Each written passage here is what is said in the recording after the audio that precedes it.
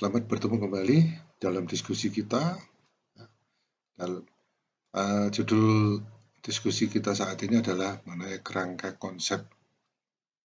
Kerangka konsep di dalam Anda membuat laporan, apakah itu skripsi, tesis, disertasi, atau laporan jurnal, atau laporan penelitian. Baik, kerangka konseptual apa sih artinya ya? Apa pentingnya? Jadi what is the importance gitu ya mungkin ya, dan cara menulisnya. Tentunya kerangka konseptual ini karena kita membuat laporan atau kita membuat hasil penelitian dan sebagainya, maka itu akan dibaca ya. Dalam hal ini kerangka konseptual itu harus jelas ya, sehingga yang membaca mengetahui kira-kira bagaimana sih penelitian itu dilakukan ya, bagaimana sih stepnya, apa dasarnya, kira-kira hasilnya apa, ya kira-kira begitu ya. Idealnya sebuah kerangka konsep ya adalah, saya ganti dulu menjadi adalah ide abstrak yang menjadi dasar untuk belajar dan berargumentasi. Ya, ini berargumentasi artinya yang positif ya, argumentasi yang punya dasar. Ya. Dan diskusi ini ya sekarang ini adalah bagian dari proses penelitian di mana ide-ide tentang topik subjek yang dipelajari. Ini juga merupakan alat analisis yang digunakan untuk pemahaman yang komprehensif tentang topik subjek bagi pembaca sebuah karya penelitian. Jadi dasar dari kerangka konsep ini mungkin kalau di jurnal internasional itu tidak jelas ya, dibuat suatu subbab ya, tetapi harus masuk ya, sehingga setidaknya membaca jurnal yang runtut ya, orang sudah tahu kira-kira apa yang akan dilakukan, apa dasarnya ya, dan apakah dasar tersebut bisa dipertanggungjawabkan, apakah ada hubungannya dan sebagainya. Mengapa dalam makalah penelitian harus ada kerangka konsep? Ya, kerangka konsep digunakan dalam makalah penelitian untuk menjelaskan konsep atau variabel kunci dan hubungan di antara mereka yang perlu dipelajari. Ya, hubungan-hubungannya. Ya. Saya kira Anda sudah banyak tahu tentang hal ini, ya. Tetapi ini dibuat lebih detail ya, bukan detail, lebih jelas ya. Sederhananya, kerangka konseptual adalah cara ide-ide diatur untuk mencapai tujuan proyek penelitian. Ya. Penjelasan adalah metode yang paling umum digunakan ya, dalam penjelasan. Sementara kerangka konseptual berarti persepsi peneliti tentang masalah penelitian. Itu masih merupakan metode yang disusun dan dijelaskan sendiri ya untuk pembaca ya. Saya menjelaskan supaya dalam bentuk tulisan ya supaya pembaca mengerti apa yang akan dilakukan. Ya. Yang perlu diperiksa atau diperhatikan adalah proses kerangka konseptual. Nanti akan didiskusikan jenis kerangka konseptual, komponen kerangka konseptual yang baik, pedoman tulis kerangka konseptual yang baik. Jadi ini beberapa sudah didefinisikan dan definisi tersebut adalah berdasarkan koreksi-koreksi atau masukan-masukan dari baik pembaca ya maupun penulis saat yang lalu. Ya. Jangan lupa bahwa tujuannya itu adalah bahwa laporan akan dilakukan oleh peneliti itu jelas. Ya. Jelas apa yang dilakukan sehingga menarik bagi pembaca ya untuk mendalami atau membacanya. Proses pembuatan kerangka konseptual. Pertama, perlu dicatat bahwa kerangka konseptual adalah sebuah struktur. Ya, struktur berurutan gitu ya, jangan lompat-lompatan. Ini kesulitannya memang di sini ya. Sehingga nanti suatu saat Anda sampai pada suatu titik yang disebut hipotesis ya. Berdasarkan kerangka konsep ini kita akan membuat sebuah hipotesis ya. Jadi tesis ya, kesimpulan ya, hasil ya, sementara hipo ya. Jadi hipotesis. Peneliti menggunakan struktur tersebut untuk menjelaskan perkembangan alami dari fenomena yang akan dipelajari. Ya. Sehingga ada orang yang sampai pada suatu kesimpulan. Misalnya contohnya, kalau Anda sakit, misalnya ya ini ada sebuah hipotesis yang ya, tadi saya anggap hipotesis orang tua kita ya. Kalau Anda misalnya sakit flu ya, atau ya,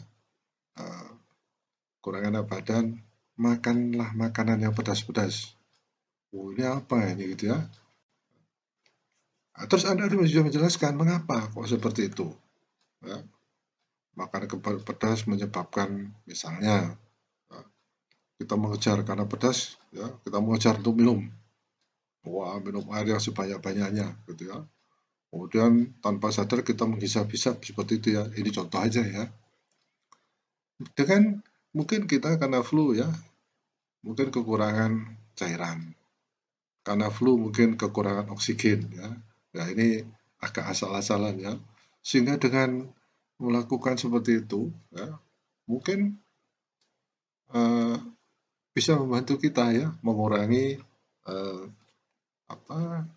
efek dari flu tersebut. Ya, kemudian berkeringat ya. Dari berkeringat itu ada suatu perputaran metabolisme ya. Ya itu sedikit ya mungkin bisa dijelaskan seperti itu. Nah, itu adalah contoh-contoh yang uh, kita kenal di antara orang-orang awam ya. Tetapi mungkin bisa dibuktikan itu ya. Ya. Hal ini terkait dengan konsep penelitian empiris dan teori-teori penting empiris ya. Ya, digunakan dalam promosikan dan mensistematisasikan pengetahuan yang dikumpulkan oleh peneliti selama proses penelitian. Jadi belum tentu loh ya yang dikatakan orang-orang kuno itu salah gitu ya. Ya, mungkin kelihatannya kebetulan, tetapi kita bisa buktikan itu ya. Proses kerangka konseptual. Ya, pilih topik. Ya. Topik harus pilih tentang apa yang akan diteliti ya. Ini harus didasarkan pada minat dan sumber daya yang tersedia. Ya, ya juga sumber daya manusianya ya, yang misalnya ahli di bidangnya gitu ya. Nah ini kita sehingga topik yang dipilih itu ya tidak menyimpang dari misalnya ya, dari kemampuan kita, ya, kompetensi kita misalnya. Lakukan tiap pustaka, sudah biasa ini Pak, kita sudah tahu ini. Ya. Bahwa sebuah tulisan itu harus ada pustaka. Baca penelitian yang relevan, ya, dan diperbarui tentang topik serupa untuk mempelajari kerangka konseptual yang digunakan sebelumnya. Ya. Tentukan variabel ini salah satu mungkin ya yang sering dilakukan ya, seperti misalnya yang disebut dengan brainstorming ya untuk mencari suatu judul penelitian. Tentukan variabel penting ya, dependent dan independent dalam penelitian, kemudian gunakan untuk menghasilkan kerangka konseptual penelitian. Jadi Anda jangan usah takut, misalnya Anda mempunyai suatu rumus empirik, ya, jadi rumus yang bukan rumus fisika, ya, asal rumus empirik itu sudah dibuktikan pada penelitian sebelumnya, boleh Anda pakai itu sebagai suatu dasar. Perluas kerangka konseptual dalam identifikasi variabel lain ya. Variabel tetapnya tadi disebut ya, sudah, ya, variabel tergantung ya, variabel kontrol dan masih banyak ya, ada yang disebut dengan modifier dan sebagainya. Yang mungkin mempengaruhi hubungan antara variabel independen dan dependent. Nah, jadi ini juga harus berhati-hati ya. Saya kira banyak dari Anda sudah tahu tentang ini. Nah, itu adalah kunci-kunci menyusun sebuah kerangka konsep. Ya. Kerangka konseptual mencakup satu atau lebih teori formal, sebagian atau keseluruhan, ya, serta konsep lain dan temuan empiris dari literatur. Hal ini digunakan untuk menunjukkan hubungan antara ide-ide ini dan bagaimana mereka berhubungan dan studi penelitian. Nah, itu sebabnya sebuah penelitian itu akan menjadi diapresiasi kalau dia bisa mengembangkan penelitian yang lalu ya, menjadi suatu kelompok, dan itu mungkin akan dibuktikan dari kalau itu sebuah jurnal ya dari sitir ya, bagaimana itu disitir ya. Tulisan kita apakah itu jurnal apa tulisan ilmiah, itu kalau disitir itu berarti tulisan kita itu berguna ya, dan orang menganggap itu bisa dipertanggungjawabkan. Setelah melalui proses penulisan kerangka konseptual, jenisnya mungkin menarik untuk dipelajari. Ya, ada berbagai jenis kerangka konseptual yang digunakan oleh peneliti tergantung pada pilihan peneliti dan desain studi. Jenis-jenisnya ya, taksonomi, ya, visual representasi visual ya, atau visual representation. Kemudian deskripsi matematis. Ya, ini sering disebutkan dengan model matematis, gitu ya. Sering orang begitu mendengar matematis sudah mundur duluan ya, padahal itu sangat mudah ya, sangat mudah artinya kalau bentuk dari penyederhanaan ya, sistematis itu matematis itu penelitian kita menjadi sangat mudah ya. Nah, ini banyak berhubungan dengan kalau matematis berhubungan dengan penelitian ya, ya sekarang sering dilakukan yaitu penelitian mengenai simulasi. Ya. Kalau kita, misalnya simulasi dengan ANSYS, nah itu ya, simulasi dengan MATLAB. Ya. Saya berharap Anda banyak kalau memperdalam ANSYS ya banyak itunya ya. Tadi ada yang banyak software yang mirip dengan ANSYS ya dan mungkin bisa Anda pakai. Ya. Taksonomi ini adalah deskripsi verbal yang mengkategorikan fenomena ke dalam kelas atau kelompok atau golongan.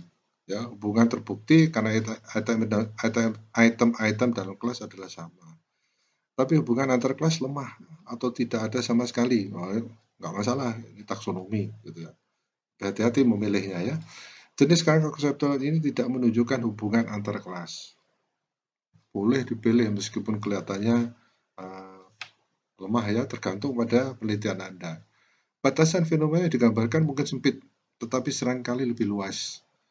Bukti untuk fenomena tersebut mungkin merupakan hasil dari pengamalan langsung, ya, atau dikembangkan dari penalaran logis. Nah, ini tadi saya katakan tadi ya, bisa ya makan pedas jadi flu kita hilang itu misalnya ya, atau dikembangkan secara empiris. Ya. Dengan demikian sumbernya dapat digambarkan kurang teliti dari sudut pandang ilmiah. Ya. Contoh taksonomi akan mencakup misalnya taksonomi untuk deskripsi proses membaca atau untuk tujuan membaca. Ya, ada suatu kerangka konsep mengenai gimana sih deskripsi proses membaca itu ya. Sering ditemukan dalam panduan kurikulum dan buku panduan. Ya, panduan menyusun skripsi dan sebagainya. Ya. Representasi visual. Jadi kerangka konseptual ini memberikan gambaran tentang fenomena. Ya. Ini menunjukkan bahwa hubungan antar tingkat ya, kelas atau golongan ada tanpa menunjukkan sejauh mana hubungan tersebut terjadi ya. Hubungan ditunjukkan antar tingkat, sedangkan dalam taksonomi umumnya tidak ada hubungan seperti itu. Bukti harus setidaknya logis dan mungkin memiliki dukungan empiris. Nah, empiris sekali lagi ya, bukan fisika ya.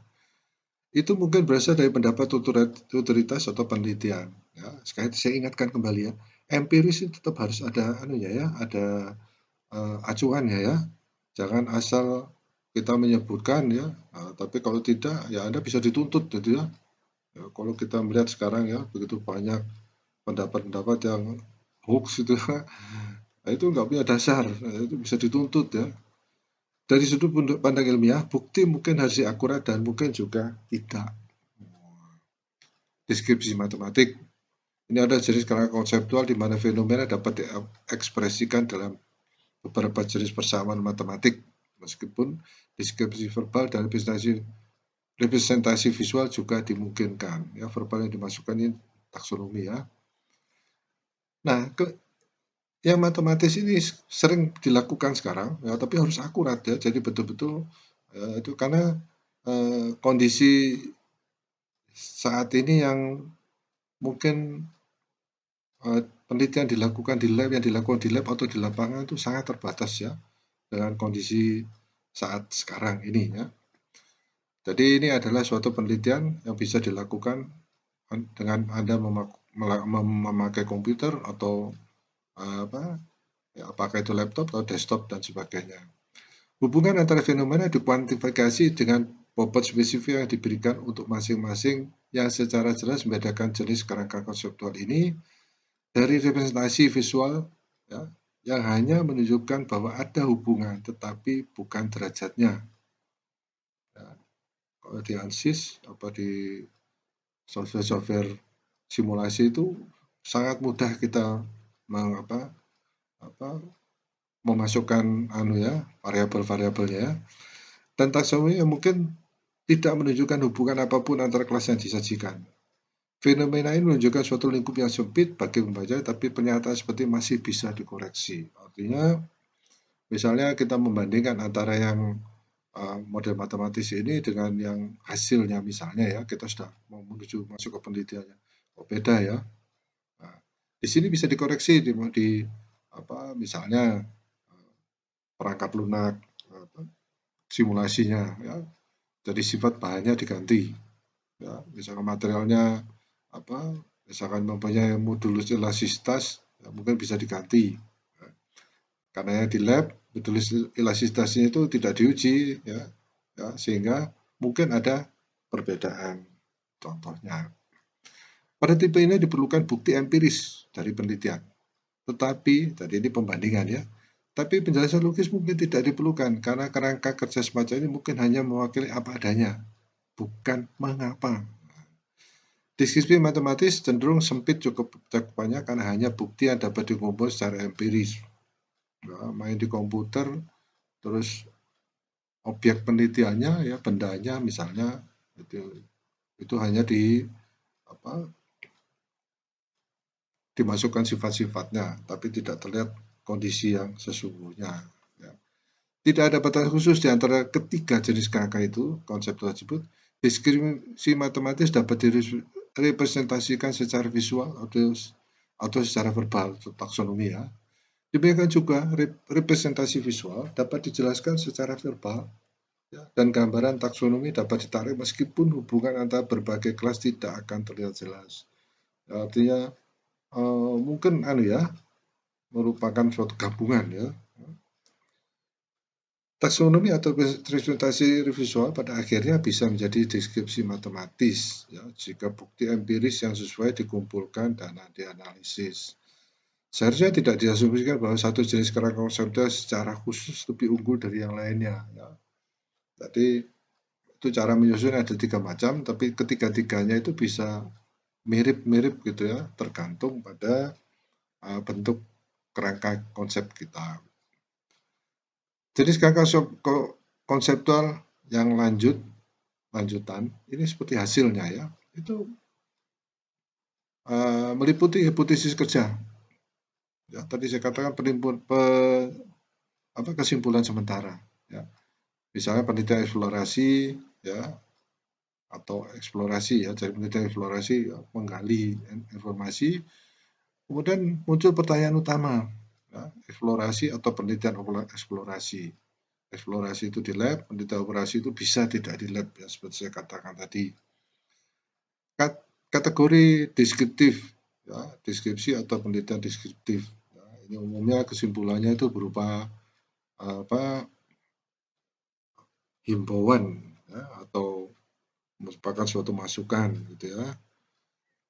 Kemudian ada tipe idealis praktis ya, berupa analisis ya, dianalisis hasilnya. Ini ada hubungannya, ada kenaikannya dan sebagainya. Kemudian mode riset operasi ya, pengambilan keputusan. Ya, hipotesis formal. Ini hipotesis umumnya ya, tergantung penelitian apa yang dilakukan. Misalnya penelitian dilakukan oleh yang memakai sistem yang hipotesisnya itu berupa hipotesis H0, H1 dan sebagainya yang hanya mengatakan hubungan. Ya, kalau ada H0 maka tidak terjadi ini, H1 maka artinya ini dan sebagainya. Ya, itu hipotesis umumnya pada model-model penelitian statistik. Ya. Namun, dalam penelitian kuantitatif, kerangka konseptual dapat dikembangkan berdasarkan masalah penelitian, tujuan dan pertanyaan. Ya, ada kualitatif dan kuantitatif. Tujuan utama dari kerangka konseptual adalah untuk menggambarkan pendekatan penelitian dalam beberapa bentuk gambar atau tulisan untuk memudahkan pemahaman pembaca. Umumnya jenis yang digunakan dipilih sesuai dengan topik penelitian itu sendiri. kerangka konseptual harus dibangun sebelum mengumpulkan data, dan ini dilakukan dalam bab tinjauan pustaka. Kalau itu merupakan sebuah laporan dan harus menjadi suatu laporan, ya, laporan berupa skripsi, tesis, disertasi atau laporan makalah, ya. Komponen kerangka konseptual, ya, definisi topik, ya, karakteristik kualitatif dan informasi yang berguna tentang topik tersebut. Kemudian unsur-unsur topik, komponen topik, presentasi, dan penutupan. Jadi ini yang harus ada di dalam kerangka konsep, ya, supaya jelas. Jadi kerangka konsep itu isinya seperti itu. Ya. Bagaimana penulisan kerangka konseptual yang baik? Ya, pilih topik untuk penelitian dilakukan. Ya, ini ringkasannya, memahami penelitian apa yang telah dilakukan pada materi di pelajaran, ya, artinya di suatu ilmu. Cari variabel spesifik yang dijelaskan dalam literatur dan periksa hubungan di antara mereka. Mengisi kesenjangan dalam pengetahuan. Ini yang paling tinggi nilainya, ya. Jadi ada 2 buah penelitian tapi di tengah-tengahnya kita tidak tahu, ya.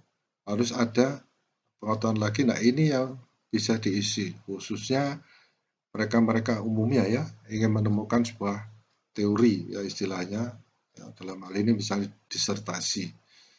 Buat kerangka konseptual bisa berupa flowchart, ya, peta konsep, dan selanjutnya jelaskan. Ya, ini ada yang flowchart, ya, peta konsep, kemudian ada yang disebut dengan fishbone dan sebagainya.